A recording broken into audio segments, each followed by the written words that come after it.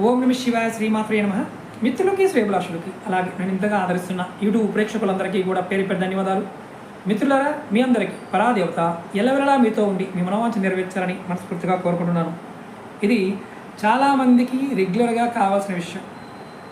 స్త్రీలకైనా పురుషులకైనా సరే ఎంత ప్రయత్నించినా వివాహ సంబంధాలు కుదరకపోయినా దగ్గర దాకా వచ్చి సంబంధం చెడిపోతూ ఉన్నా మీరు ఈ పరిహారం చేయవచ్చు.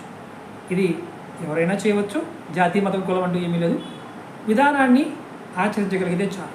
అలాగే మీకు ఈ వీడియో నచ్చినట్లయితే లైక్ చేయండి, ఛానల్ని సబ్స్క్రైబ్ చేసుకోండి, పక్కనే ఉన్న గంట సింబల్ని యాక్టివేట్ చేసుకొని 10 మంది మిత్రులకి ఈ వీడియోని షేర్ చేయండి.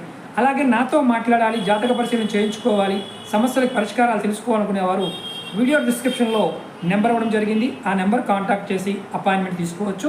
అలాగే రెగ్యులర్గా టచ్లో ఉండాలనుకునేవారు వీడియో డిస్క్రిప్షన్లో ఫేస్బుక్ లింక్ ఇచ్చాను, వాట్సాప్ లింక్ కూడా ఇచ్చాను, గ్రూప్ లింక్ ఇచ్చాను, దానిలో కూడా జాయిన్ కావచ్చు. ముఖ్యంగా ఇది ఈ రోజుల్లో పిల్లలకి 35 సంవత్సరాల వయసు వచ్చిన గురువు గారు పెళ్లి సంబంధాలు కుదరటం లేదనేవారు ఖచ్చితంగా ఈ పరిహారాన్ని ప్రయత్నించేయండి. ఇది 9 మంగళవారాలు చేయాలి. మీరు దగ్గరలో ఉన్న ఆంజనేయ స్వామి గుడికి వెళ్ళండి, 9 ప్రదక్షిణలు చేయండి. 9వ మంగళవారం నాడు స్వామివారికి ఆకు పూజ చేయించండి. ఆ తర్వాత ఒక పగడము, కిలోంపావు, కేజీంపావు కందులు, ఒక పగడము, కేజీంపావు కందుల్ని, పప్పు కాదు కందుల్ని మనం రాగా దొరుకుతాయి, గుండ్లుగా ఉంటాయి కదా, వాటిని తీసుకోండి. ఎవరైనా సరే వివాహం కాని బ్రాహ్మణుడికి వీటిని దానంగా ఇవ్వండి. మంగళవారం నాడు నియమనిష్టలతో ఉండాలి. అంటే ఇతరుల ఇళ్ళల్లో భోజనాలు చేయకూడదు. ఒక పూట మాత్రమే భోజనం చేయాలి. 2 పూటలు అంటే 2వ పూట పాలు పళ్ళు లాంటివి తీసుకోవచ్చు. అలాగే దక్షిణ దిశగా తలపెట్టి నిద్రపోవాలి.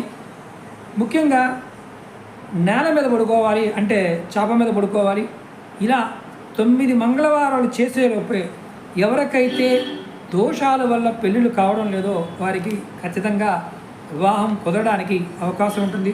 ఇది 2వ పెళ్ళైనా కావచ్చు, 3వ పెళ్ళైనా కావచ్చు, మొదటి పెళ్ళైనా కావచ్చు. ఎవరైనా పెళ్ళి కావాలనుకునేవారు, ఆడవారైనా మగవారైనా ఈ ఉపాయాన్ని చేయగలిగితే ప్రయత్నించేయండి.